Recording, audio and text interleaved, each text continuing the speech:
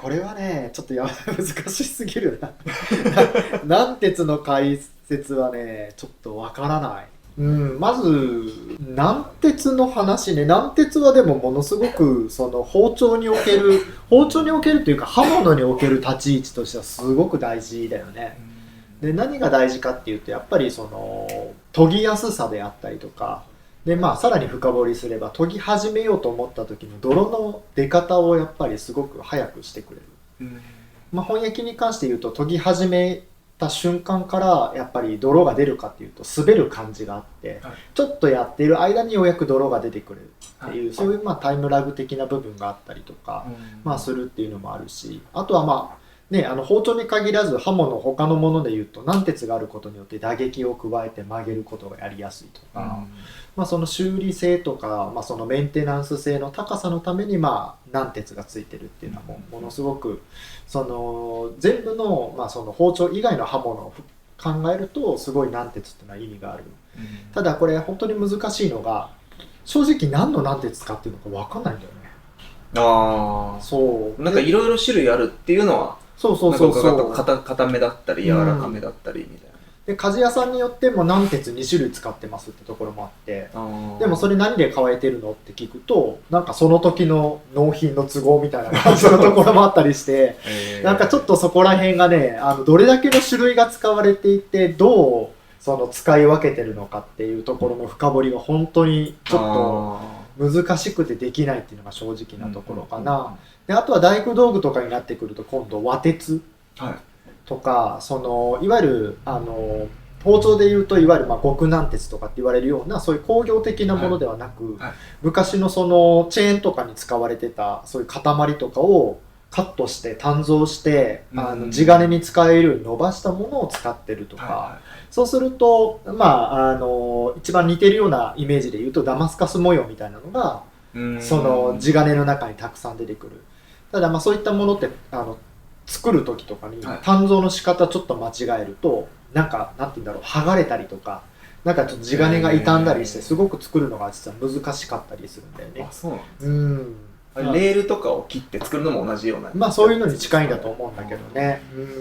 だからまあそういうところもやっぱりあって、まあ、その地金に使われるものっていうのはすごい幅が広すぎてちょっと本当に難しい。ただまあ包丁における効用としては、まあ、そのさっきのまあ利便性もあるプラスあとはまあその錆びる鉄に関してはプラスアルファまあその味をまあちょっと盛り上げるというか切った食材の味を濃くするような要素があることは確認されてて、ただまあそれがなんでって言われるとすごく難しいんだけど、まあ2つベクトルがあると思ってて、単純にまあその切った時につく食材に乗る鉄分自体がもうそもそもその口内に入った時に何かまあプラスの作用、要するにその味を膨らませるとか、そういう作用があるんじゃないかっていう考え方と、あとは鉄分自体が酸化剤っていう役割を果たしてて、まあ、実際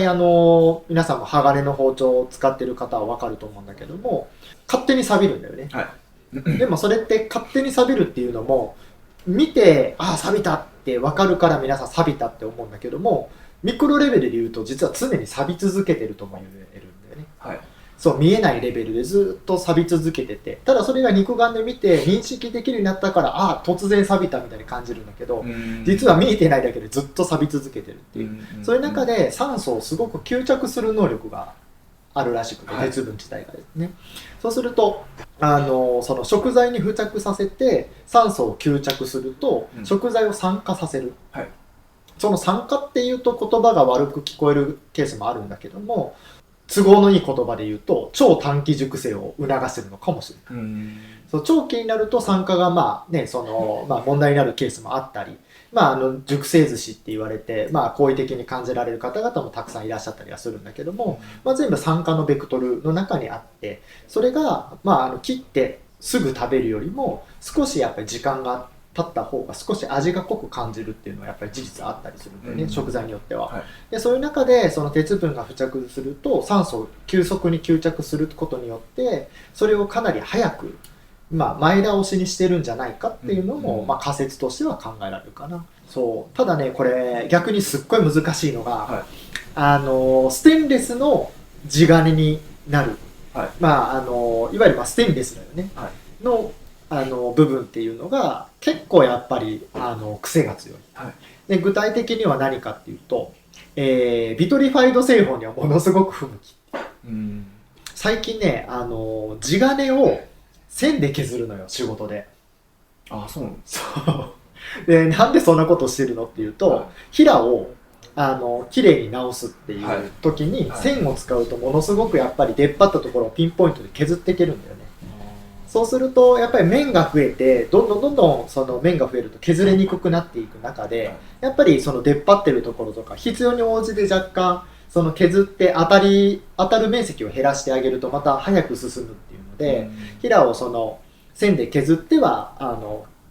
フラットに削り、また線で削ってちょっとへこましてはフラットに削りみたいなことをしていくとものすごく精度が出しやすいっていうので最近線を多用するんだけど、その時にやっぱりステンレス地金を削るのと普通の、白紙とか青紙使われてるような地金を削るんだとやっぱ圧倒的にやっぱりステンレス地金の方が柔らかいんだよね。あ、そうなの？そう、意外にステンレス地金の方が柔らかいんだっていうイメージ、すごい削れやすいっていうのかな。そうだから深くガリッと入ってしまうというか、はい、そういう感覚がものすごく強くて、でその時にじゃあ砥石に落とし込んだ時研いでいる時ってどうなるかっていうと地金に塗料が刺さりやすい。でその、僕らが作ってる特に顕彰っていう砥石のビトリファイド製法、いわゆる礎の砥石とかは、離脱がすごく遅く作ってあるんだよね、はい、要するに硬く作ってある、はい、そうするとその空撃って言って塗料と塗料の隙間が広いプラスこれが剥離が遅いとそこに地金が引っかかった時に離脱しにくいとガリって引っかくっていう、そういわゆる地金を引きやすいっていうことをやっぱり起こしてしまうっていうのがデメリットだったりはするよね。